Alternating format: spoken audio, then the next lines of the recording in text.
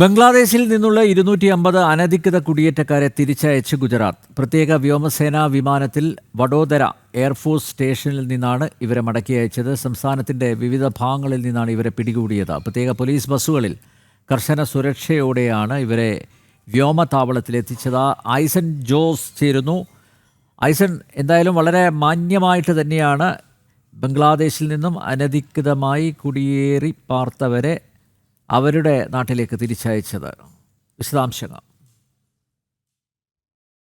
വിവിധ കാലങ്ങളിൽ വിവിധ ഇടങ്ങളിൽ നിന്നായി ബംഗ്ലാദേശിലെ വിവിധ ഇടങ്ങളിലായി ഗുജറാത്തിലെത്തിയ അനധികൃതമായി കുടിയേറിയെത്തിയ 250ഓളം പേരെയാണ് കണ്ടെത്തിയത്. നമുക്കറിയാവുന്നതാണ്, ഈ അടുത്ത ദിവസങ്ങളിലെല്ലാം തന്നെ കൃത്യമായി വാർത്തയായി പുറത്തു വരികയും ചെയ്തിരുന്നു. ഈ ബംഗ്ലാദേശിലെ അനധികൃത കുടിയേറ്റക്കാരെ എല്ലാം തന്നെ കണ്ടെത്തുന്നതിന് പ്രത്യേക നടപടികൾ സ്വീകരിക്കണമെന്ന നിർദ്ദേശം അത് സംസ്ഥാനങ്ങൾക്കും മറ്റു കേന്ദ്ര സംവിധാനങ്ങൾക്കെല്ലാം തന്നെ നൽകിയിരുന്നു. ഇതിന്റെ അടിസ്ഥാനത്തിലാണ് ഗുജറാത്തിലും ശക്തമായ നിരീക്ഷണം നടക്കുകയും ചെയ്തത്. ഗുജറാത്തിൽ നടന്ന നിരീക്ഷണത്തെ തുടർന്ന് 250ഓളം പേരെ പല സമയങ്ങളിലായി കണ്ടെത്തിയിരുന്നു. ഇവരെ എല്ലാവരെയും തന്നെ ഇപ്പോൾ കൃത്യമായി അവരുടെ നാടുകളിലേക്ക്, അവരുടെ അടുത്ത എയർപോർട്ടുകളിലേക്ക് വിമാനം കയറ്റി അയച്ചിരിക്കുന്നു എന്നാണ് ഇപ്പോൾ നമുക്ക് മനസ്സിലാക്കാൻ സാധിക്കുന്നത്. ഈ ദൃശ്യങ്ങളിൽ നിന്നെല്ലാം തന്നെ അത് തന്നെയാണ് മനസ്സിലാക്കുകയും ചെയ്യുന്നത്.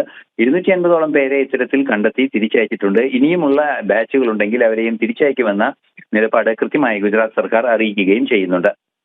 ബംഗ്ലാദേശിൽ നിന്നുള്ള 250 അനധികൃത കുടിയേറ്റക്കാരെ തിരിച്ചയച്ച് ഗുജറാത്ത്. ഐസൻ ജോസാണ് വിവരങ്ങൾ നൽകിയത്.